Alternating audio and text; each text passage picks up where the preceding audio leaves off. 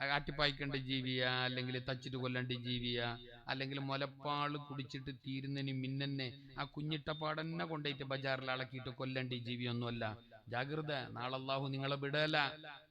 അല്ല ഉസ്താദ്, പറന്റെ ഉള്ളിൽ പൂച്ച ഏറിനെങ്കിൽ കുറച്ച് ജാഗ്രത ആക്കുക. അത് ഒരു 2 മാസമെല്ലാം സബുറിട്. പിന്നെ അത് ഒരു അപ്പുറപ്പുറം പോയിട്ട് ഉള്ളതെല്ലാം മേഞ്ഞിട്ട് തിന്നിട്ട് അങ്ങനെ ജീവിക്കുന്ന പ്രായത്തുന്നാണെങ്കിലും കൊണ്ട് കളിക്കരുത്. ഇതങ്ങനല്ല. പൂച്ച അങ്ങനെയുള്ള മൃഗവസ്തെല്ലാം പറൻ്റോടെ പോണോ, സൗകര്യം ഉണ്ടെങ്കിൽ, നിനക്ക് സൗകര്യം ഉണ്ടെങ്കിൽ. അല്ലാണ്ട് ആരാന്റെ വളപ്പിൽ പോയിട്ട് തൂർന്നെങ്കിൽ നീ ആട് പോറ്റണ്ട. അപ്പുറത്തെ പറഞ്ഞ സിറ്റ് ഔട്ടിൽ പോയിട്ട് തൂർന്നെങ്കിൽ നീ കോയും പോറ്റണ്ട. വല്ല ബടി പോലത്തെ നല്ല ജിമ്മിന് പോയ പോലത്തെ 4 പൂവൻ കോയി. ആരുത്?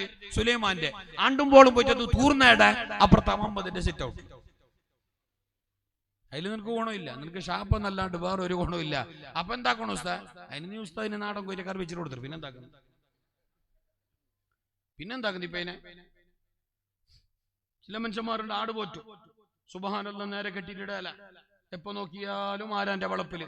ഏതുവരെ ചില ആടുകളൊക്കെ പള്ളിന്റെ കോലായിൽ വന്നിട്ട് വരെ പിട്ടയിടുന്ന അവസ്ഥ ഉണ്ട്.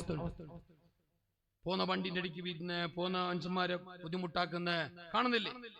ഇനി നിങ്ങൾ അള്ളാന്റെ മുമ്പിൽ നാളെ മറുപടി പറയേണ്ടി വരും.